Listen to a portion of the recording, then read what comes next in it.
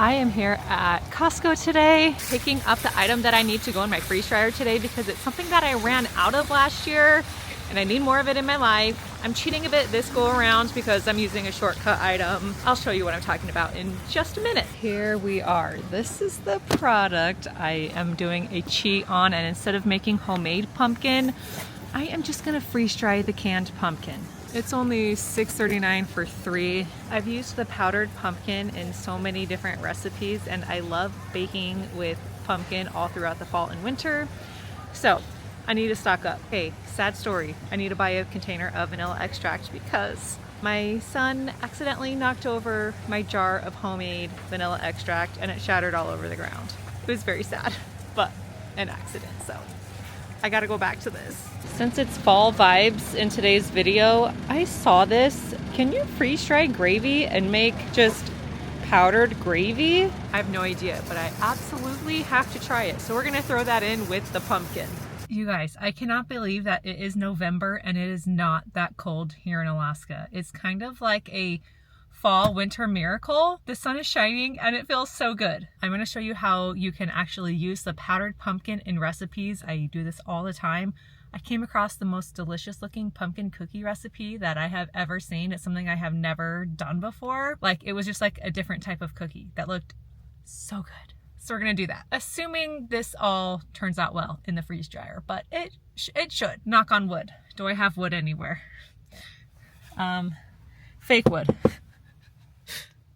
If you saw my last video, you know what I'm talking about. I'm gonna do something a little bit different today. I am going to freeze dry in my tray lid. I like that they're compartmentalized, and my thought is I'm hoping 1 can of pumpkin will fit in each compartment. But I don't know, it may be too much. If not, I will go to plan B, but we'll see. Last year, I also made my own pumpkin pie filling that I powdered and used it as like a flavoring for different recipes and stuff. It was so good. But today, I just want the pure pumpkin because I use it in so many things. Okay, these cans are huge. I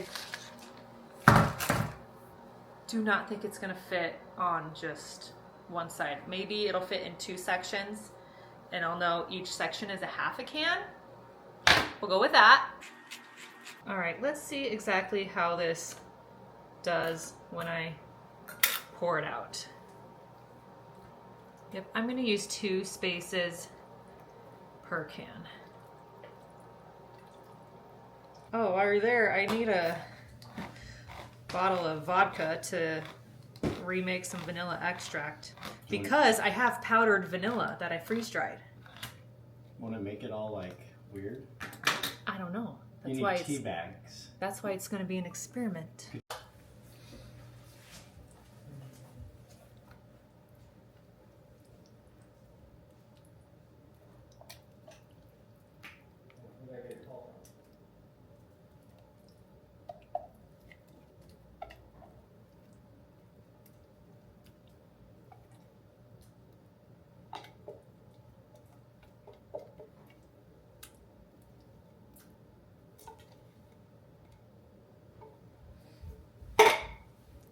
So I decided it'll be easier to just do 1 can per tray. So I will get 3 of these large cans onto this freeze dryer run.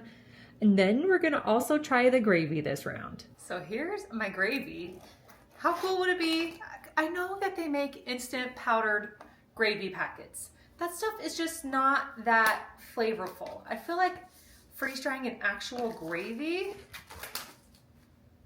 might be better. It would even be better if it was a homemade gravy. I don't have homemade gravy right now, so we're doing our experiment with this. And if this is good, I am going to freeze dry, hopefully, real gravy from Thanksgiving leftovers. Wouldn't that be cool? This comes with 2 pouches. I'm only gonna freeze dry 1 since it's an experiment. And then I'm just gonna probably put this in the freezer for now. Before I forget, I am going to weigh my pumpkin tray. I want to know exactly how much water gets removed from this so I know how much water needs to be added back to get the perfect pumpkin puree consistency. 1,039 grams. I wrote it down. A lot of times I try to remember these numbers in my head, and then when I go to need to remember them, I've forgotten. So I have this written down. This is how much water is going to be added back to make a full can of pumpkin.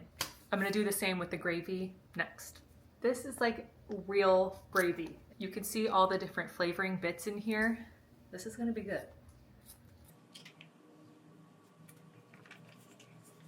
Got my 2 sticky notes that I can't lose. I'm going to get my freeze dryer started. I'm going into custom.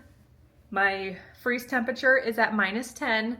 I have added 2 hours of freeze time.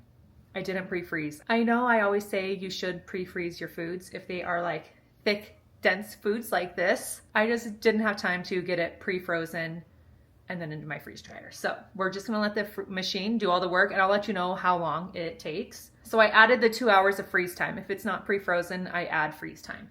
Drying temp is at 120.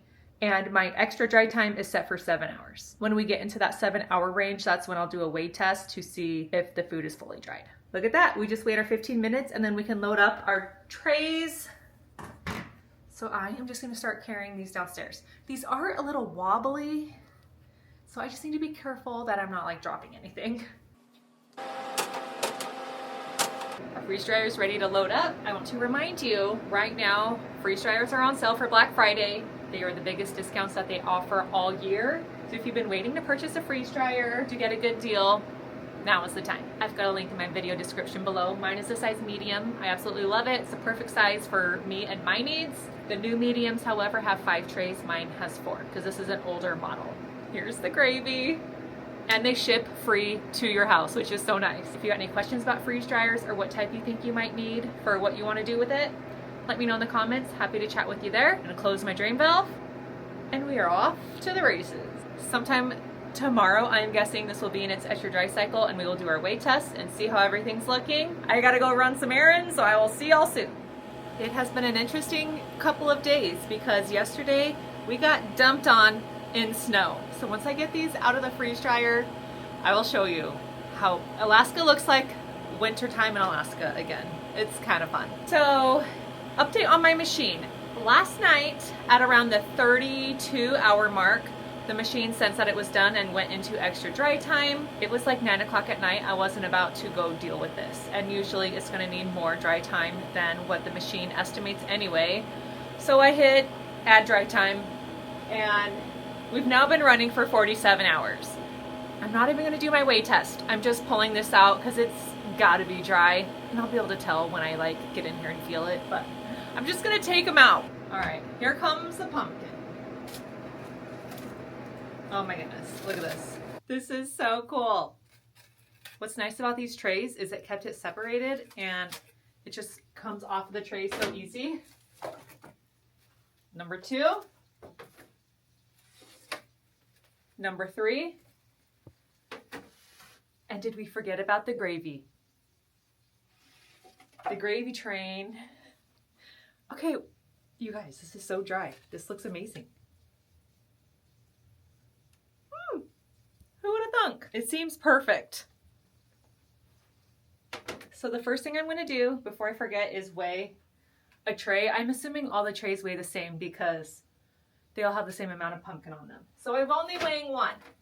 Don't get mad at me.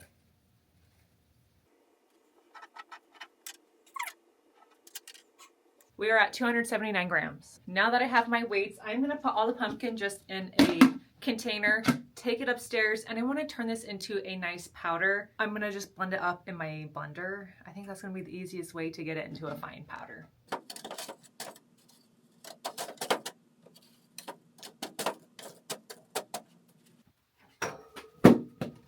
Whoa. Here's my scale. That's probably all uncalibrated now that I dropped it. I don't know. Did I break it? I might have broken it. Okay, it started working. Here's the gravy. 286. All right, time to go do some more work upstairs. And I'm gonna grab a couple of mason jars because I want to store these in mason jars. Before we get started, here is the winter wonderland we have out here now. I mean, look at that. So much snow. But it is so pretty. And here is the backyard. I mean, is that crazy? It looks like at least over 6 inches. I need to shovel the deck here. Actually, my son will. He did that for me yesterday, but it already got more snow on it. I shoveled our driveway yesterday. We have a snowblower. I'm just not confident in getting it started yet. I can use it. I'm just not good at starting it. But my sweet next door neighbor snowblowed my driveway for me this morning, which was like so nice. We have the best neighbors here. I love ChatGPT because I just plugged in my grams and told it to figure out the ratio for freeze-dried pumpkin to water for reconstituting. And it did it for me in 2 seconds. I didn't have to use any brain power. So 1 part freeze-dried pumpkin powder to 2 3/4 parts water. So if I had 1 cup of powder, I would do 2 cups and 3/4, 2 3/4 cups water. Or if I did 1 tablespoon of powder, I would do 2 3/4 tablespoons of water. It's nice to know the exact ratio. So anyway, thank you for doing the math for me, magic computer. We're gonna blend this up. I think it's gonna take at least 2 batches.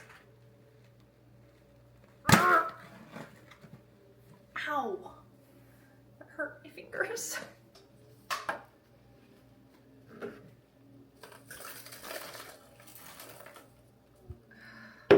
I'm making a mess. I'm just going to temporarily store it in a Ziploc bag while I get it all done. Now I have to be honest with you, making powders out of foods from the freeze dryer is not my favorite thing to do. It's worth it once you get the whole process done, but it's just so much more work than taking your food out of the freeze dryer and packaging it up. And it is so messy, I just don't enjoy it. It's worth it, but to me, not enjoyable. I'm gonna set this to the side while I take care of the gravy. I need to figure out, well actually, I don't really care about the ratio for this one. I just wanna know how much water to add back to it, because when I go to use this gravy, I'm gonna use the entire amount. I'm not reconstituting it today. My family's not here to enjoy this gravy, so I don't want to like reconstitute it and waste it. You're gonna have to subscribe to my channel, because in a future video, I promise I will show us when I use this gravy. I need to make mashed potatoes or something next week for our family to enjoy, and we will taste this gravy and see if it's actually good. But it freeze dried beautifully. I think it's gonna be perfection. I'm just waiting for my blender to dry. You obviously don't want to powder things down when your blender is still wet because it will ruin it. But I dried it as good as I can with my hand. I think it's fine. It looks like sand at the beach. To store this, I am gonna add an oxygen absorber as well as vacuum seal it. It just gives you added insurance that it's gonna stay dry and fresh.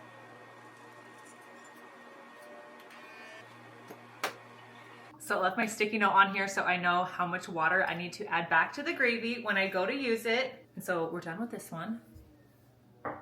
And I think now it's time to figure out our pumpkin cookie recipe. And I just had the idea to bring my neighbor a plate of pumpkin cookies to thank him for snowblowing my driveway. So I am going to, I need to go print off the recipe because I have not done that yet. Here's my recipe. I busted out the Bosch for this. 3/4 cup unsalted butter, which I have here. We're gonna cream that together with a cup of brown sugar.